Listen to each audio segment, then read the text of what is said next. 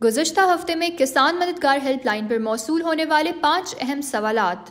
Soybean की काश्त का बेहतरीन वक्त कौन सा है और फी एकड़ बीज की कितनी मिकदार दरकार होती है। सोयाबीन की काश्त का बेहतरीन वक्त जून से जुलाई तक है। अगर ड्रिल मशीन से काश्त की जाए तो फी एकड़ 30 किलोग्राम बीज दरकार होता है और हाथ से काश्त की जाए तो फी एकड़ 15 किलोग्राम बीज दरकार होता है।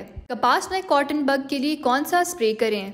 कपास में कॉटन बग के लिए साइपरमेथ्रिन, क्लोथियानिडिन, बाइफेन्थ्रीन, फिप्रोनिल और लेमडासाइहेलोथ्रिन का स्प्रे कर सकते हैं। लीमू में चूइंग इंसेक्ट्स के लिए कौन सी कीड़ेमार अद्वियात का इस्तेमाल करें।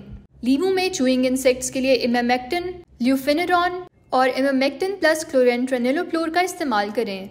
कपास में सब्ज तेले के खात्मे के लिए कौन सी अद्वियात का इस्तेमाल करें। कपास में सब्ज तेले के खात्मे के लिए फ्लोनेसिमिड 60 से 80 ग्राम का इस्तेमाल करें। सोयाबीन के लिए खादों का शेड्यूल क्या होना चाहिए। बुवाई के वक्त बुनियादी खाद DAP 1.5 से 2 बोरी, SOP 20 से 25 किलोग्राम और यूरिया 10 से 15 किलोग्राम, जिंक सल्फेट 5 से 8 किलोग्राम फी एकड़ इस्तेमाल करें। फसल की इब्तदाई बढ़ोतरी के लिए ज्यादा नाइट्रोजन की जरूरत नहीं होती क्योंकि सोयाबीन खुद नाइट्रोजन बनाती है। फूल आने से पहले 40 से 45 दिन और बुवाई के बाद SOP 10 से 15 किलोग्राम, बोरॉन 200 से 300 ग्राम फी एकड़ इस्तेमाल करें। मजीद रहनुमाई के लिए किसान मददगार हेल्पलाइन पर राब्ता करें। शुक्रिया।